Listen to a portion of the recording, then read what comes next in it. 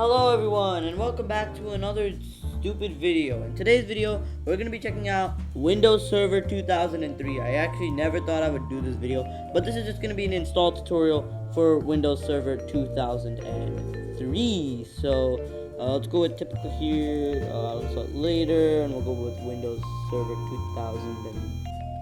2003 Standard Edition. Not just Standard Edition.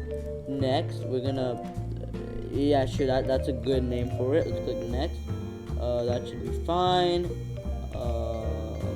384 megabytes of RAM. No, we need 2 gigs.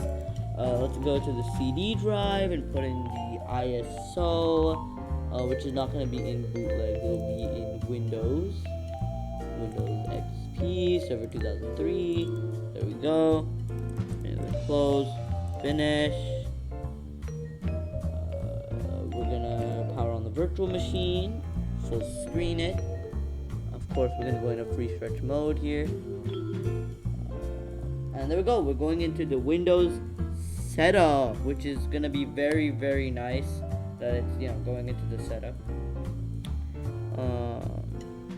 and it's loading everything up. Setup is starting Windows, and I'll be back once it's done. Anyways, we're gonna press enter. F8.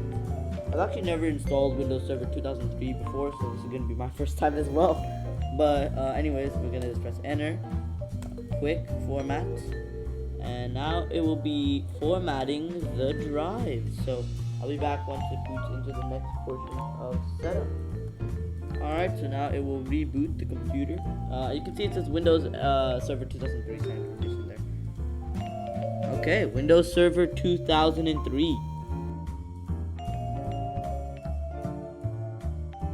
Of course, we're not gonna have that boot screen. I mean, not the boot screen, the startup sound. Oh, and what in the world? Okay, so as you can see, we've got a gray background instead of a blue background, and it says the Windows Server 2003 family provides the most productive infrastructure platform for powering networks, applications, and web services.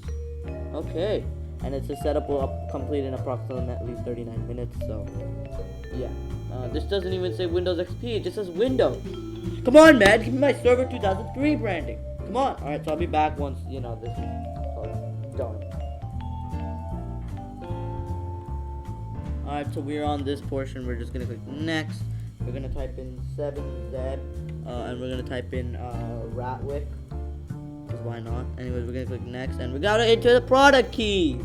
So I'll be back once it's done with the entire installation, because after the product key there's really nothing. Alright, Windows is starting up. That's amazing, guys. Windows is starting up. It's gonna be just great, so yeah, we are currently booting into Windows Server 2003. Yeah, this is gonna be amazing. Applying computer settings. Alright, that's basically the okay, press Control Alt Delete. So we gotta press Control Alt Delete or Control Alt Insert in VMware, of course. We log in.